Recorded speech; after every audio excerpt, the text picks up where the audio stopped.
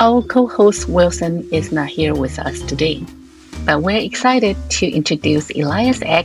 He's the president of Enspyre, a top B2B marketing company in Taipei, and co-founder of Keego Mobility, a delivery e-bike company.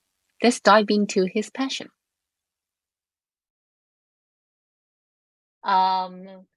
Hi, everyone. This is Daphne.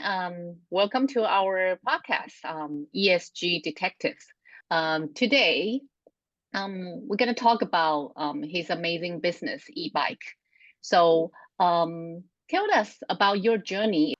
How do you come to this, e-bike business from a B2B marketing company? So I think we have to back up all the way to like 2001. My second company that I worked for in Taiwan was a startup called Paceblade. And I was, I think, employee number 3 there or something like that. And employee number 2 was a guy called Philip. So he was the sales guy, I was the marketing guy, and we made tablet PCs. So this is like 10 years before, Wow. Apple came out with the iPad, right? And it was an interesting company. We did a lot of very interesting things. Among them, we sold 50 of these tablet PCs to NASA, and they sent 8 of them up to International Space Station. Wow. So that was an interesting company to work for. But then when that company was sold, Philip and I both started our own companies. He did his in healthcare tech. And as you just said, I started Enspyre, which is a B2B marketing company. But over the years, we still kept contact. He started a few companies. I helped him with the websites and stuff like that. And then a few years ago, he sold that company, made some good money. And as all true entrepreneurs, as soon as you finish one project, you kind of start looking for something else. And he went with our third co-founder to attend the Taipei Cycle Show. And our third co-founder, Danny, he comes from the bike industry in procurement and production.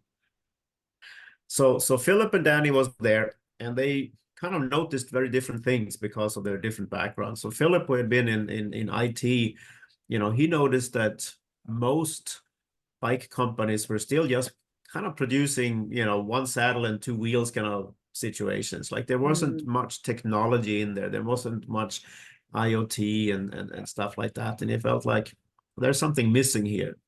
And our friend Danny, on the other hand, he just noticed that, at the time, this is, let's say, 4 years ago, the delivery companies was really going like this, right? And he noticed that no one was producing a bike or an e-bike specifically for this market. Like they have all these couriers running around the streets delivering things. How come no one is building a vehicle specifically for them? So these two thoughts came together, and they had the idea that, okay, let's form a company that makes this an IoT connected professional sturdy delivery bike. And then they said, yeah, but we need somebody else on board. We need somebody with marketing experience and so on. So that's where they came and asked me if I wanted to join. And I'm lucky enough that my marketing company doesn't require my full attention.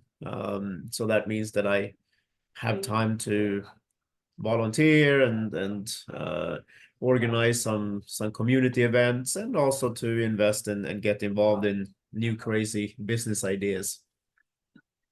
They are smart to have you, right? But since you have extensive marketing experience, how do you attract, your potential clients, to this, especially in the delivery e-bike industry? So the way we did it was that we first introduced ourselves 2 years ago at the Taipei Cycle Show. It was the first time that we showed up our prototype, and I think the key thing really for us is to be very, very focused. Everything we do is delivery. Yeah. So our products are made for delivery, and it's the whole concept about how do we make things best for delivery. And then based on that, we have just kind of been actively contacting people in the delivery industry, and by now 2/3 of the top 16 delivery companies in the world have tested our bikes, and so far all of them have liked the form factor and think it's a good bike. So that's kind of on the sales side, right? In kind of actively reaching out and evangelizing and meeting people in the delivery industry, and LinkedIn, of course, is a huge help there. It's a little bit too bad. I mean, still a lot of people in Taiwan are not really spending much effort on LinkedIn.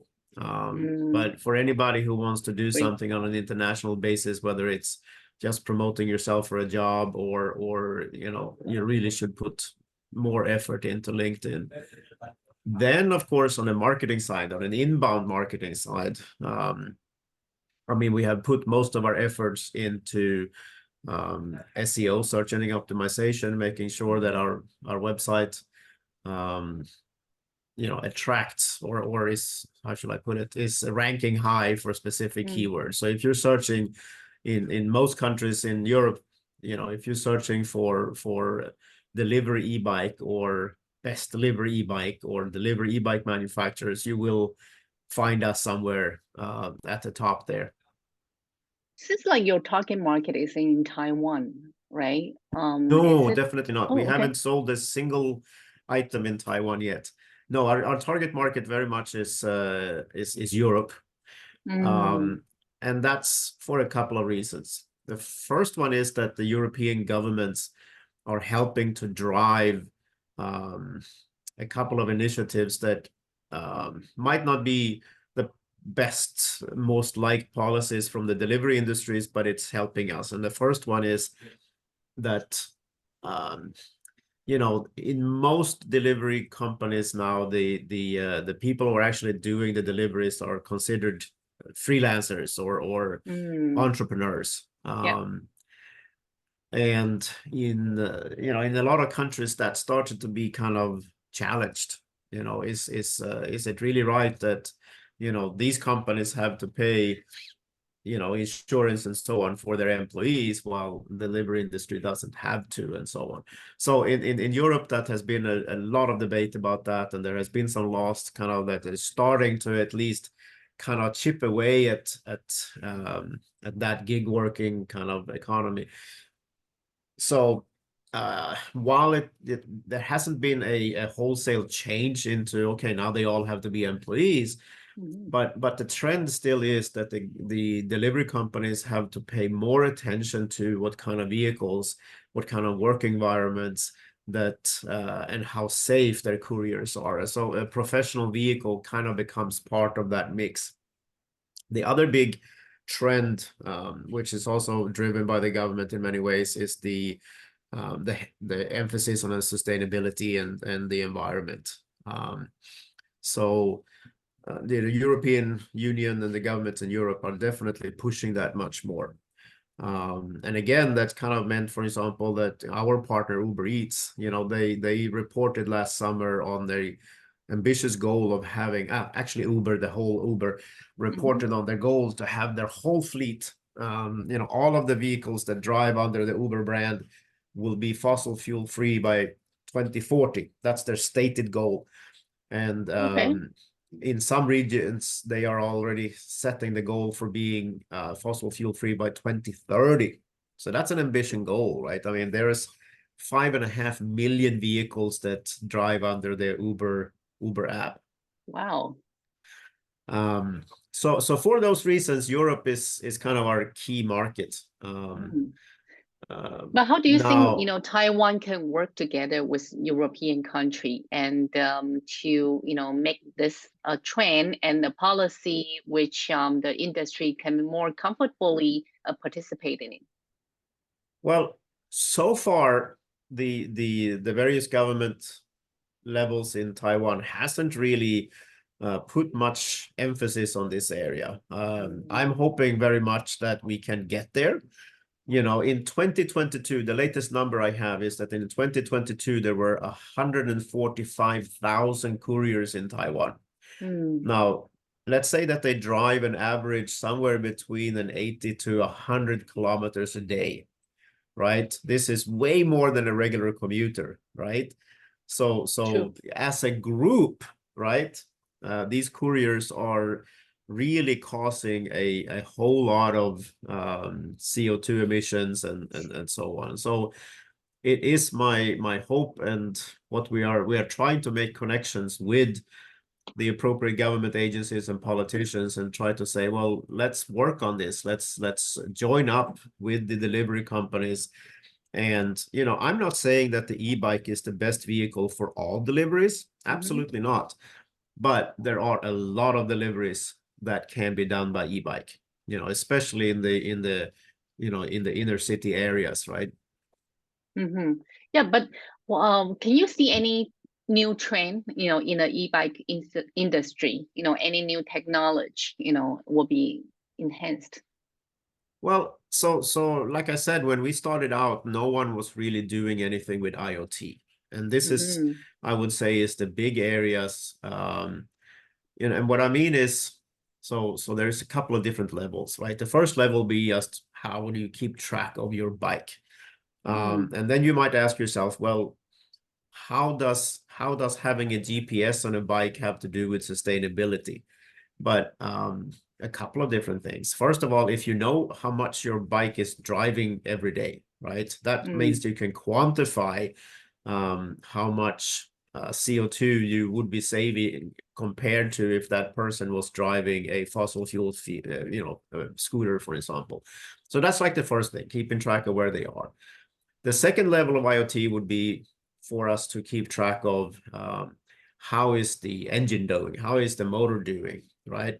And that has to do with preventive maintenance, right? If we can make sure that the bike is always fit for the road, that means we can keep it on the road longer. That means that the total cost of ownership will be lower.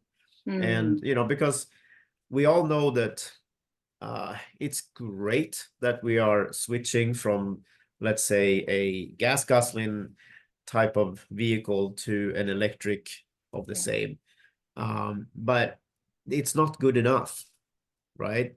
The first thing is that we need to always use the smallest possible vehicle that we can, right? So if we can switch from a big motorcycle to an e-bike, or even a van to an e-bike, like in Stockholm, for example, we have a plumbing company that was founded on the idea that all their plumbers would come to work every day on an e-bike. Think about it, right? The cliche of the plumber is that they arrive at their work in a van, right? Yeah. That's what they've been doing for 100 years. But you know, why does it have to be that way? So this company, for example, when they start a new job, all the heavy stuff will be delivered by a van. Okay.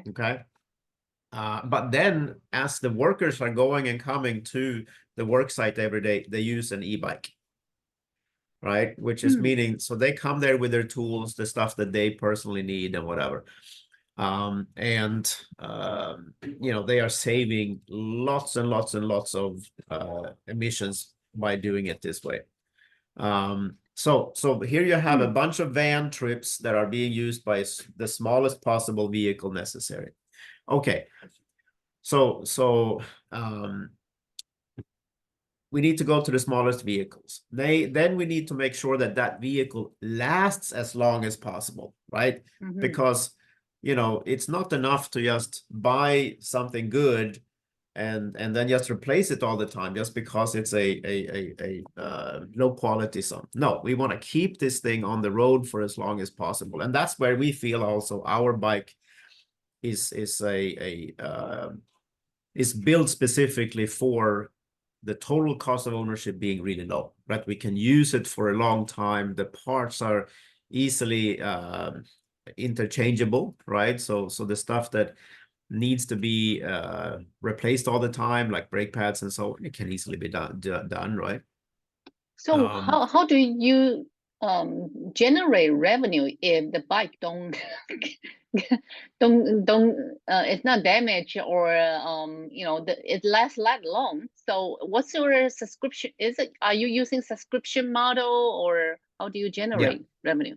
So we sell our products to fleet managers. Yeah. The fleet managers are then operating these bikes and in most cases leasing them out either to delivery companies or to the couriers themselves.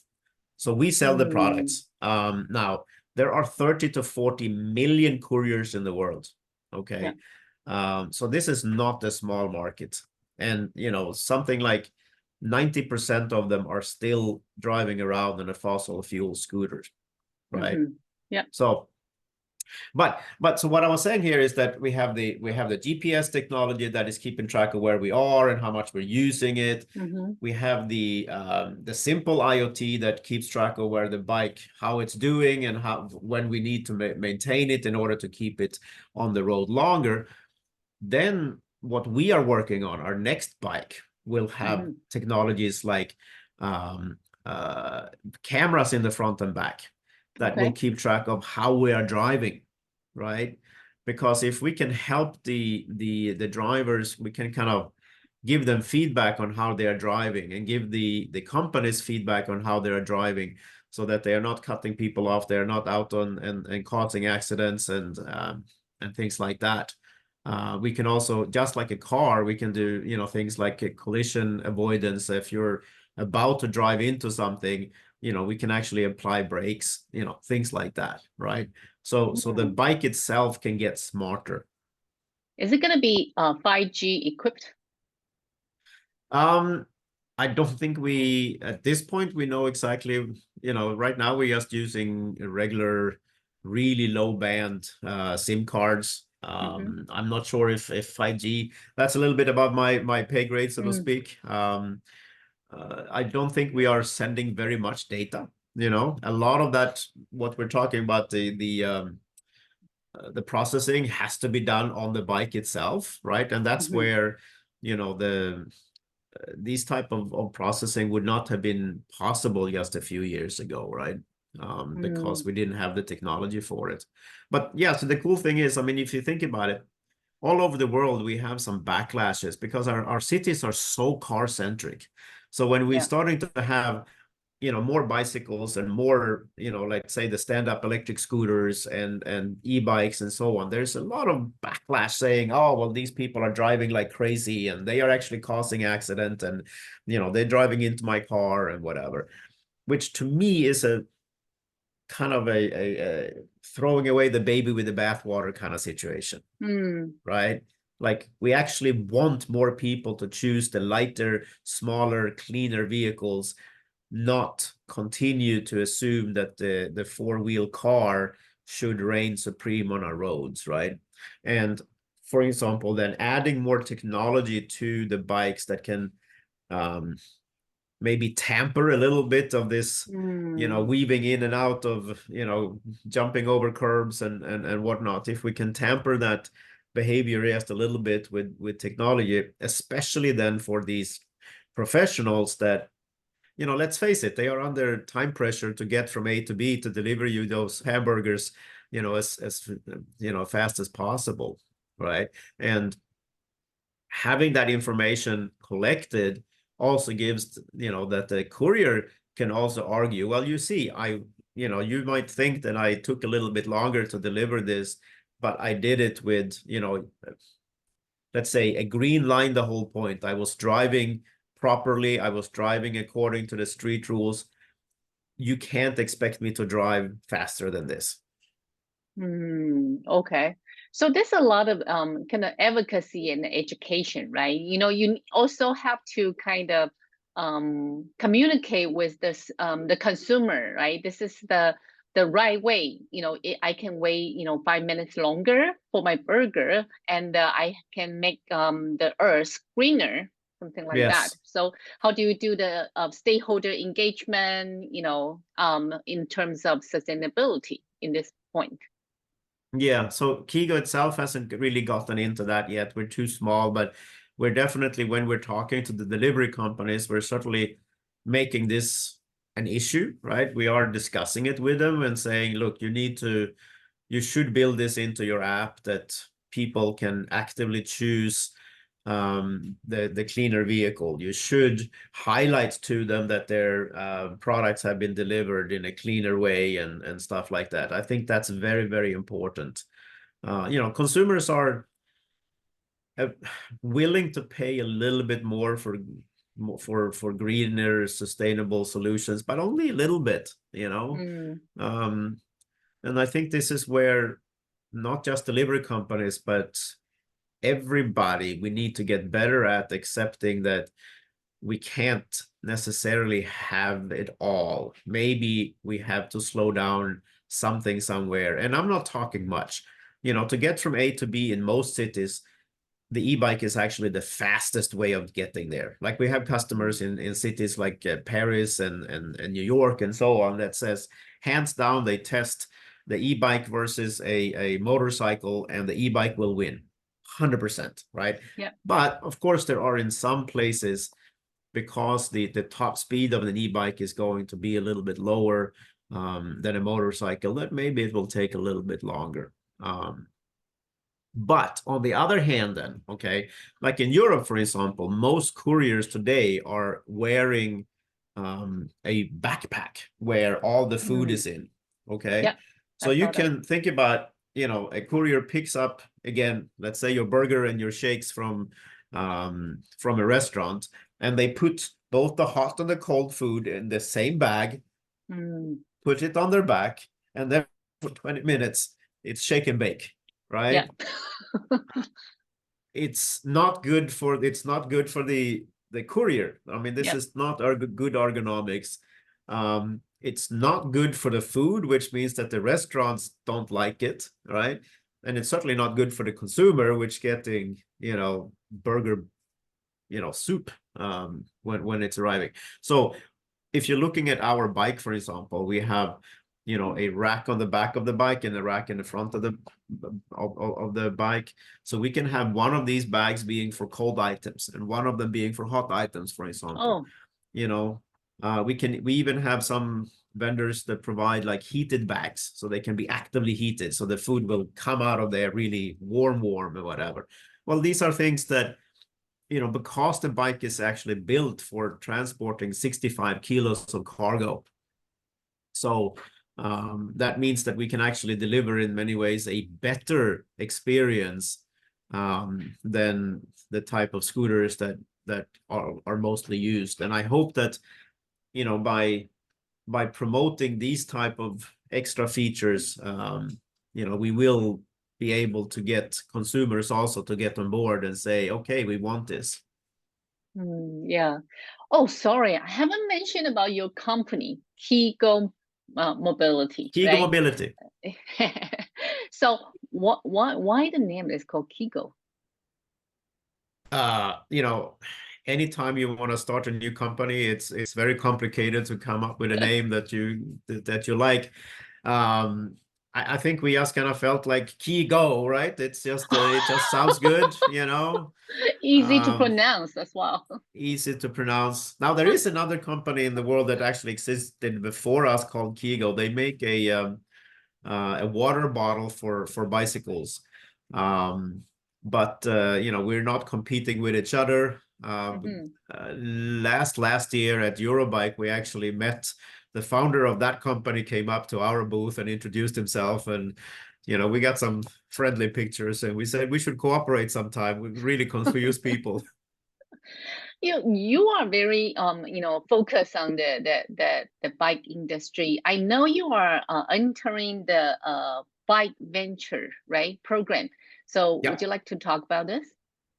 Yes, I mean, this is a great initiative. It's Anchor Taiwan is organizing it, and they got some really great venture capitalist firms and big bike companies like Giant behind it. And I know they got many applications, and in the end they picked 10 companies. from all over the world to be part of it, and Keego is very, very, very proud to get picked. It will give us access to investors. So there is we will have a small booth at the Bike Venture Pavilion at the Taipei Cycle Show. So originally we weren't going to attend the cycle show this year because various reasons, but now we are there, and that's fantastic. And we are also then, they are helping us to introduce us to investors, which is good. As a small company, we will need to raise money to grow. Yeah. And of course, we also get access to some of these large bike companies that could potentially be partners, could potentially be investors. And I mean, the program doesn't officially start until the cycle show, but of course, already now, having announced that we have been picked, that we went through this whole process of elimination, of course, gives us a feather in our cap, right? So we went back and told some of the investors and that we've been talking to, that we've been picked, and they're like, okay, we'll come by. And same thing with some of the customers that so it's definitely a plus to be picked, that's for sure. So how do you, because now the ESG practices, so what kind of advice, you've been doing B2B marketing for a long time, what kind of advice you can give it to them? Yeah, so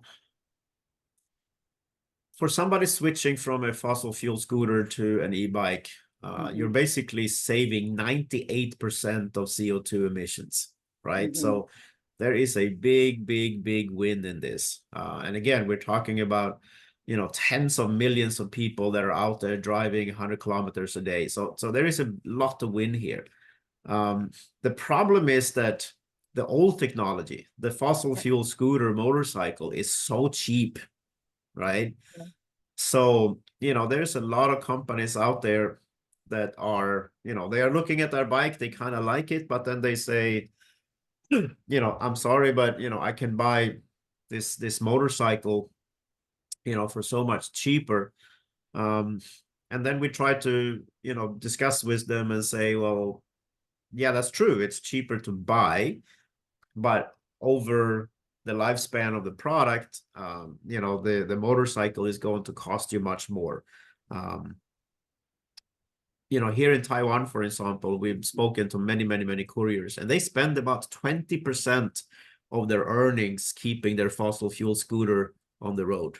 Wow. So you and all the viewers, think about if you had to spend 20% of your salary just commuting to work every day, right? That's a lot. So this is an obstacle, and I think what's happening then is that we have to see new business models coming up where people are, these fleet management companies are popping up. They are, more like, car rental services, and they understand that if they can keep a bike on the road for longer and really manage this bike, they will make more money in the long run. Yeah. Okay. And then using the green bona fides to make that a marketing point, and of course then have to partner with government agencies to promote this. So for example, in Stockholm now, in Sweden, they are starting to form what they call environmental zones 3, which is basically fossil fuel-free areas in the downtown, where if you're driving a fossil fuel vehicle, you're just not, permitted to be there, right? Well, then you have to ask yourself, well, how do we make sure that products and so on will, be able to get delivered to the restaurants and the businesses that are in those zones or whatever? Well, then we cooperate. So I think just last week they had a big conference in Stockholm where companies like us, delivery companies, the vendors that are in these areas and so on, come together and talk about how do we solve this, you know? And I think those are the kind of dialogues that we need to see in every city in the world, right? Like, how do we together make sure that we are maintaining our logistics and so on, while making this transition and becoming much more efficient. And honestly, I think Taiwan honestly is a little bit behind. I mean, you think about like Norway, Sweden, where somewhere between 60 to 90% of all cars are being sold now are electric. I mean, I don't know the percentage specifically for Taiwan, but it's not many percent, right? I'm driving e-bike myself, right? I think this is it's great, you know, and environmental friendly. I don't feel guilty driving that, right? So, No. but have you think about kind of launch it in some industrial park in Taiwan, or you know, because you know maybe there's more focus in those area, can be a green delivery zone, something. For sure, absolutely. So I've said that we are concentrating in Europe. Now I live here in Taiwan, and I would love to start seeing our blue bikes on the streets of Taiwan. So we're actually negotiating with a couple of different potential distributors right now that we hope is going to become our fleet managers. And you know, so we will target on the delivery companies first and foremost. So again, we will go and knock on the doors of Uber Eats and Food Panda and Lala Move and so on, and talk to them. And I think we will do great things with them. But then for sure, there are adjacent markets, you know, where one could go, and you know, we have the U-bikes in Taiwan, and they are fantastic. But what we're starting to see in Europe in many places is that these sharing systems, bike sharing systems, that they convert maybe a small percentage, let's say 5 or 10% of their bikes into cargo bikes, right? So that when you need to go to Costco or Carrefour and you do your 2-week shopping, or you get your big bags of rice, yes, then you can use your app to specifically find, you know, the vehicle with the bigger boxes, right? And that's something we don't have yet. Convenient. Yes. So that has not happened here yet. You know, I would love to see that, let's say the U-bike system would accommodate that, because that would mean that, you know, I mean, if you want to go and do some bigger shopping today, you kind of feel like you kind of need to have a car, or you take a taxi, right? But you know, again, why couldn't you just go and use your app to find, maybe I have to walk 1 block more, I find, you know, a cargo bike with a bigger cargo capacity, I'm choosing this one for this particular trip. Okay, you are talking you know, about my thought. I was thinking about to go to Costco today, but I was struggling. I do not have a bike to put together so much a big basket, right? With yeah, so maybe the U-bike rental, you know, for cargo mobility, that would be a good idea. Keego Mobility, that would be a good idea. Yeah. Okay. So Giant runs the U-bike system. They are one of the people, the companies behind the bike ventures. So who knows, maybe we can you know, knock on their door during this program and have a conversation about that. We're gonna record it and then send it to Giant and the other company, you know, tell them, you know, how wonderful this program gonna be and make our earth greener. So tell us, what's your next venture? Because you've been a startup entrepreneur for so many years. So what's your next? And what's your advice to other entrepreneurs? Well, as you know, I wrote a book called How to Start a Business in Taiwan. And I have, for many years, I've been the co-organizer of an event called Dragon's Chamber Taiwan, which is a pitch event specifically for immigrant entrepreneurs. So, you know, this is really my life, to be being an entrepreneur and helping entrepreneurs. What my next venture will be, I really couldn't tell you. Things tend to kind of land in my lap, so to speak, like Keego did. Currently, I'm very concentrated on Keego. Now I have investments in other EV related companies. For example, Paka Electric is a company based here in Taiwan. They make a dirt bike, an electric dirt bike for the US market. I have an investment in a company called Nimnet, which builds charging stations for heavy traffic in Sweden. And so on. So I mean, I'm really enjoying the fact that I kind of have a few fingers here in different places in the electrification of our transportation system. But okay, you're asking about advice for entrepreneurial minded people. And I would say the first thing is, don't be a entrepreneur.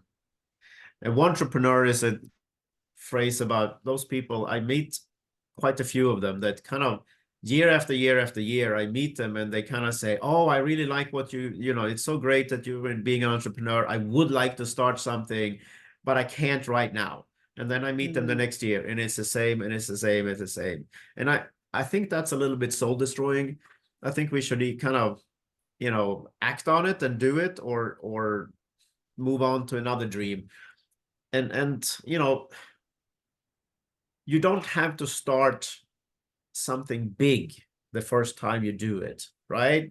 You could start by just trading something small on a you know, Wix website or Shopify or Amazon or whatever, right? You can start by buying and selling something.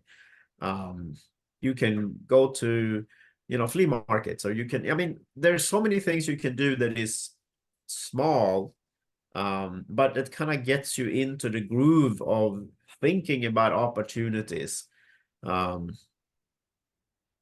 you know, my very first venture into entrepreneurship was when I was 15 years old, and I have this idea about maybe people would like to have fresh bread for their breakfast every morning. So I made a deal with bakeries, and I was already delivering newspapers in the morning. So, you know, it was easy for me to kind of delivering bread. So that's what I did. And unfortunately, when I tried to make that bigger and I spoke to other people, you know, there were people all around me who were telling me that, you know, don't do this, stay in school, you know, whatever. And I know that if I had said that I wanted to be an artist or a sculptor or something like that, you know, no one would have been shooting me down. But the environment at that time wasn't quite open for entrepreneurship in Sweden.